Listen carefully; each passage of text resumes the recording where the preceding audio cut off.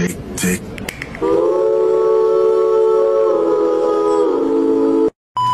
Hey yo, what's up mga kapinaypay? This is me again, Ruby aka Miss Pinaypay. Woo! It's another video na naman for today's vlog. Wow! So as you can see, galagla ako karon. Padulong di ay meron sa Talisay. Kauban ako si Overshoots TV. Kay isa mi sa mga napilian ni Chuki TV para sa iyang mga pakanon. Cherry. Bitaw, anyway guys, at today meron mag-abot sa Gulyas diri sa may Minglanilla. Mao niya ang pinakasikat dinhi nga mountain view overlook Cebu. Why gunit tayo og phone, magunit tayo ta og kamot. So balik ta sa ato ang vlog. Mangaon di ay midinhi sa Chef Corner's Bistro. All the way from Danao to Talisay gianhi gyud ni nako kay ganahan kay ko makatilaw sa ilang mga na trending nga mga pagkaon o klase-klase nga mga pika-pika. As you can see guys, dagan kay ilahang giserve nga mga pagkaon. So kauban nato diya si Chuki TV. Og di po ni magpalupig ang mga kauban nga si Squad.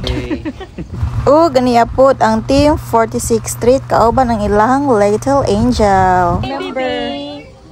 So balik na punta sa tuang gyari kundi ang kaon. Sakit na ginis mga Pinoy no, samot nag mga vlogger mo puros nag-abot. Hala gutom na kayo basta mapicturan or mavideohan lang ang pagkaon before kanon. Para pud natay ma-review iniguman na tog kaon ba para makaingon tag satisfying. So ari na ta sa exciting part, ang mukaon nagyud town.